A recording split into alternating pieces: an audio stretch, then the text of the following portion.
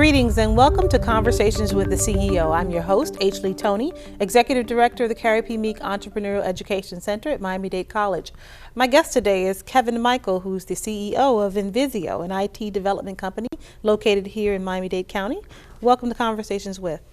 Thank you for having me. Glad you can be here with us.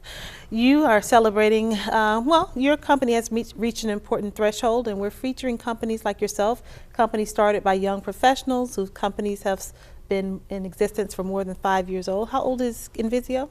We just turned 7 in September. Great. So it's been an interesting ride. Tell us about that. There's not many companies survive the 5-year threshold. So I know you started not long after college. You're a graduate of University of Miami. And started the company not long thereafter. Correct. So sort of the story of Invizio is that I graduated from UM with a background in IT software engineering and computer science.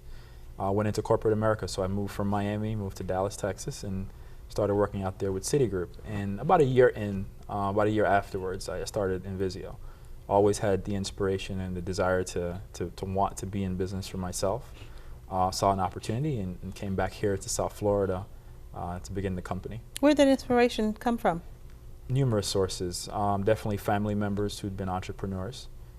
Classmates who, instead of taking the corporate route, decided to take an entrepreneurial route. And sort of encouraged me to really consider it as an option as opposed to simply just taking a job.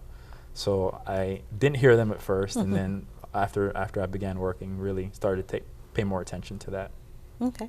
And how has it been? Because a lot of students watch our show. What is that journey like as an entrepreneur, particularly in the early years as a startup? And a lot of people like to feel there's a floor under them, right? When you're out on your own, it's not quite the floor that is traditional. So Correct. Tell us a little bit about that journey. So I would say that entrepreneurship is like jumping off of a bridge, or one might even say a cliff, without a parachute, hoping that somehow you'll grab a tree on the way down. For me, I went quick cold turkey. You know, I left my company about a year in, had some savings that I felt, okay, this should be sufficient. And then having done a proof of concept, somewhat of a business plan, not entirely a full business plan, quickly realized after about 3 to 4 months that this is going to be a lot harder than I thought it would be, right? And so I think that your idea quickly meets the reality of the marketplace whenever you put your idea out there and you begin to test that. And so we started our company about 4 or 5 months after I quit my job, and that journey is one of ups and downs. You have to learn on the fly. You have to be able to adapt to changing circumstances. You have to be able to accept failure. You have to be able to hear the no's and keep going. Huge. So entrepreneurship involves a tremendous amount of persistence and resilience that's required for you to survive and succeed. So the first couple of years we were in business, we've been fortunate, I would say, that ever since we've had the company, we've grown year over year. We've never had a down year from the prior year. So we've always been on the up. The question is, what rate of up are you at, right? And so we've had a number of years of slow growth, quickly culminating in what seems to be a snowball effect, right? The longer you've been in the marketplace, the more trusted your brand becomes, the more trusted you become. People recognize that you're credible, right, and you're capable of doing what you say you can. And so those forces begin to combine towards greater success. What is your core business model? So our core business model is what's called managed IT services. And the emphasis there is really on organizations that don't have in-house IT staff or directors, that value access and reliability of their technology systems, and are able to then say, let's make an investment in an outsourced partner to help us manage this, to help assist our team with anything relating to technology. And more importantly, as a business owner or someone who's running an organization, having an ear, having a sounding board for what should I do next in terms of technology as my business or my organization grows and morphs. Good. And I really came to know your company. I'd heard more about it through my work with the Chamber, but I really heard really good things about Invizio when you supported Delancey Hill in their migration to the cloud. Is that the typical kind of customer that you see, or are your clients also grocery store owners? What is your client mix? So our client mix is rather interesting. I think it's a true reflection of what South Florida is. It's many different types of industries.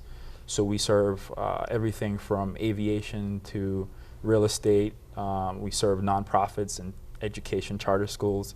So we have a very interesting mix of clients. The one thing that they share in common, obviously, is the need for IT expertise, recognizing that it's better for them to trust the professionals than to try to do it in-house, either because of the cost or simply because they recognize that the consultants have more market intel than someone in-house. So that's what our clients look like in terms of the overall industry mix.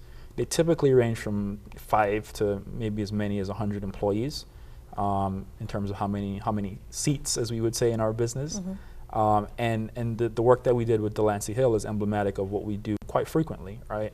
They were an organization that was looking to transition their business model from the usual office space into a more virtual, dynamic work environment. And so by migrating their technology systems to the now ubiquitous cloud, we were able to help them leverage a distributed workforce and be able to operate without boundaries. Good, good. Yeah. So when we come back, we're going to take a break in just a moment or so, but I want to talk to you about the notion of team. Okay. And several things are challenges for startup companies. Scaling is a challenge, but also this notion that an entrepreneur is a single actor making things happen. I know you have a partner who is Cal Hurst. Cal He's my business partner. And how did you two come together? So we actually went to high school together back in Antigua, where I'm from. And just coincidentally, around the time that I was considering starting the company, he was here in South Florida, having worked in a similar business before, so it just made sense. Okay, we're going to talk about team, and I know you recently completed Goldman Sachs, so we're going to take a break for a few moments, but when we come back, we'll talk to Kevin about his experience with the Goldman Sachs program here locally, and about how he expanded his team so that his company can grow. Stay with us.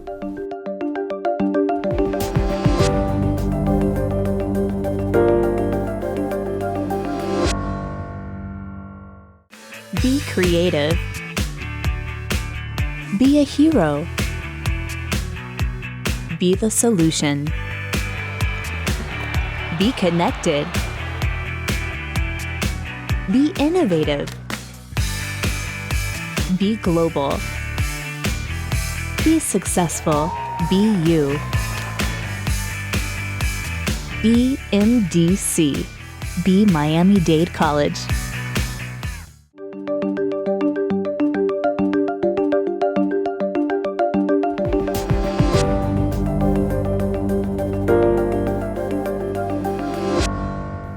Hello and welcome back to Conversations with the CEO. I'm Leigh Toney, your host, and I'm here with Kevin Michael, CEO of Invizio. And before we went to break, we were talking about teams. And so many people and a lot of students have the notion that entrepreneur is a solo endeavor. And I want you to talk about how you built your team to sustain the growth of your company.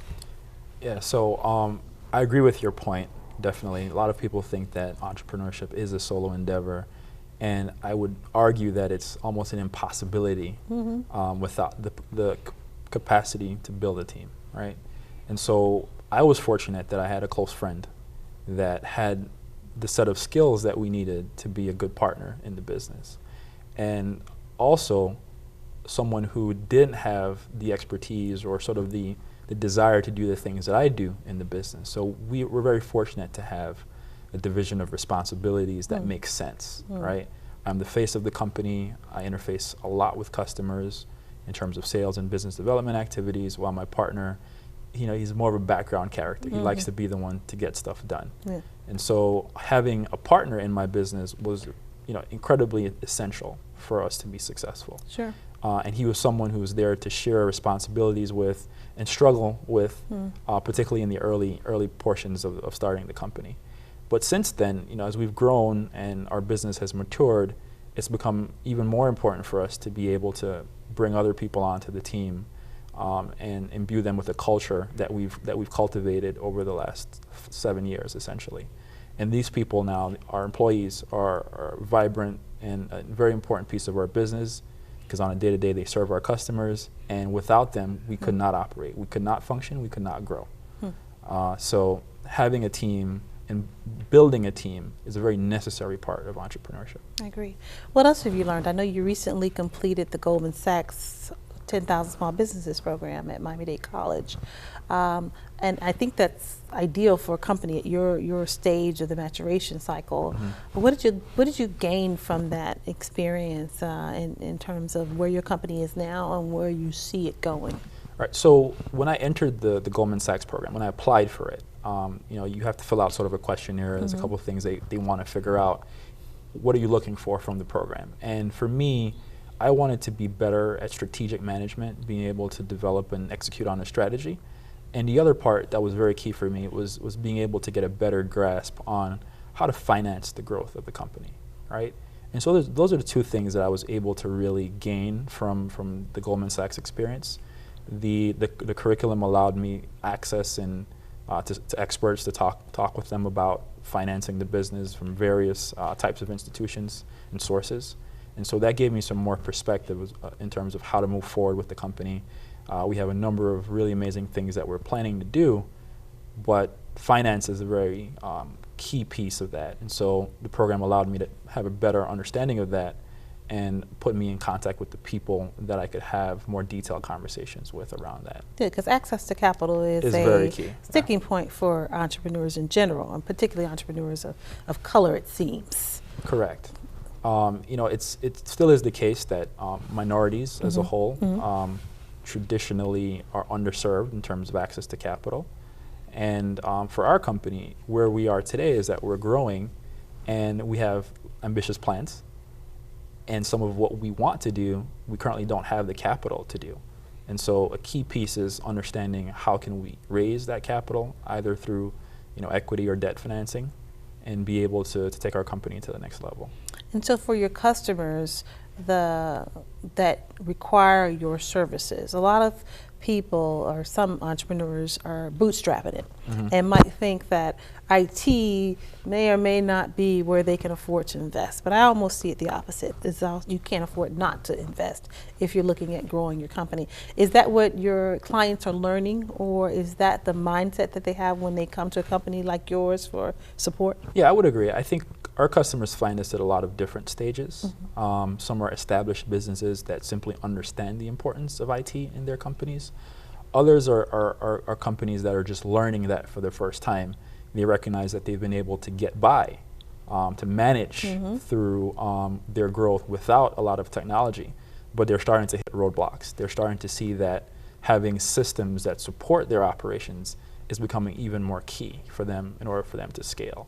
So, we talk to companies at all stages that are, in some cases, finding that they need someone to guide them through this process of selecting systems and setting up the infrastructure that will allow them to scale. So we have a lot of students who are studying information technology. Tell me a little bit about what you studied as an undergrad that prepared you for this. So I was incredibly complicated. I started off as a computer engineering major, did that for 3 years, and at the start of my senior year, realized that, in fact, I was really more passionate about software development. So I went that route. I eventually graduated with an IT major with a concentration in software engineering. I had a second major in computer science that I literally asked the chairman of the department to create for me. And then one of the things that I think was very key, though I didn't think about it at the time, was I had a couple extra credits available that I could take, and so I did a minor in computer information systems. So what that did for me was give me a well-rounded perspective, not only from the perspective of the creator or the developer, but also from the perspective of the user, and finally the business or the organization that has to leverage technology in order to achieve its objectives. And so with those sort of three pieces of my formal education, I've been able to use that knowledge and those perspectives to have a conversation about technology with really anyone that our business has to interact with. That's smart. That's smart. Well, we're here with Kevin Michael from Invizio. We're going to take another break, but when we come back, I want to hear your opinion about the ecosystem for entrepreneurship here in South Florida. I think it's at a pitch that I've not seen it in 15, 20 years of doing this work. And I think you and companies like yours are emblematic of the renewed attention and the resources around entrepreneurship in South Florida. So we'll talk to you about that when we come back from our next break. Stay with us.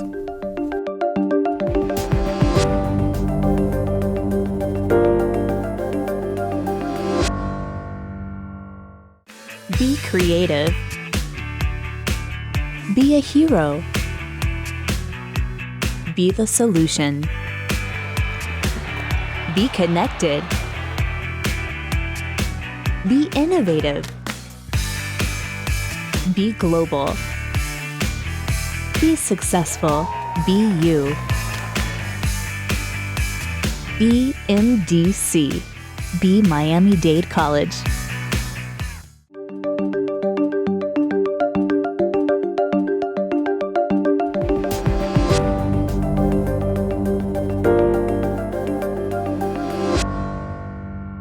Hello and welcome back to Conversations with the CEO. My guest today is Kevin Michael from Invizio, an IT development company. We've been chatting about the growth of his company and his recent work as a graduate of the Goldman Sachs program.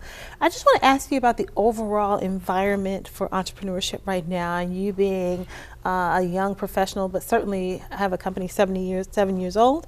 That's certainly something very admirable, because the typical company does not make it to 7 years. So pat yourself on the back for that, for sure. But what are you seeing about the growth in resources and the growth and focus on entrepreneurship in South Florida, and really as South Florida as kind of a new epicenter for entrepreneurship in this hemisphere? I think it's very exciting, number one. I think that what's happening here in South Florida is a culmination of just so many aspects that make this community unique. Number one, our proximity to Latin America, the fact that we are one of those metropolitan areas that people are moving to, and our rising prominence as a global city. I think those things are contributing heavily to the sort of overall growth that we're seeing. But more specifically, entrepreneurship here in South Florida has really sprung from the fact that we went through a tremendous downturn. We did. And people that traditionally would graduate college, find a job working for, name your favorite corporation, were faced with the reality that they needed to create and innovate in order to be able to find employment or just survive, right? And with the student loans the way they are, it makes perfect sense. So I'm really excited about what's happening. I think that when I first started the company back in 2008 here, that there were fewer resources available. The Launchpad at the University of Miami was something that was relatively new. There were established entrepreneurship centers at some of the universities, but not the sort of incubator and co-working and accelerator environment that we have now. And I think that the Knight Foundation has been truly instrumental in helping to cultivate that ecosystem. I remember when I moved back here from Dallas, Refresh Miami was a meetup that happened in a little warehouse space with maybe 30 to 40 attendees at any given moment. And if you go today, it's 300, 400, 500 people that are attending the events. So that investment, that intentional investment by our leaders, has really helped to drive the growth in the local entrepreneurship ecosystem. And we, for many years, suffered from what they call the brain drain. You know, young people grew up here, educated here, but quickly moving to other parts of the country. Do you see that happening in reverse? Do you think Miami is becoming a more attractive destination for young people to start their own companies, build a life for themselves? Yeah, absolutely. I think that what appeals to young people across this country is still kind of the weather and the luxuries that we have here in Miami as far as convenience and weather. But they're starting to embrace Miami as a true business city, right? And I think because we are so reflective of what the country looks like in 20 to 25 years, that people are starting to take notice that Miami is the new New York, in my opinion, right? If you can make it here, you can make it anywhere. And so young people are starting to see that Miami truly has something unique to offer. And because it's such a young city, you don't have the layers that you would have in other cities where you'd have to be the second or third or fourth generation X person to be able to gain access, right? And so because we're so open and our sort of our social infrastructure is so flat, it allows people to come here with great ideas and quickly succeed or quickly test that idea. I know you've been instrumental in pulling together groups of young people to help and support each other in your various dreams and aspirations. Tell me a little bit about that. Yeah, so in a number of ways, I try to get engaged with things that help to build and foster community. And one of the communities that I am part of is indeed the entrepreneurial community. And one of the things that I identified myself and a friend a few years ago was that particularly amongst African American business owners, young business owners, there aren't too many places that we sort of congregate, if you will, to have the conversations that are necessary for us to help move each other forward. So about 2 years ago, myself and a gentleman named Chris Payne, we began what's called the Collective.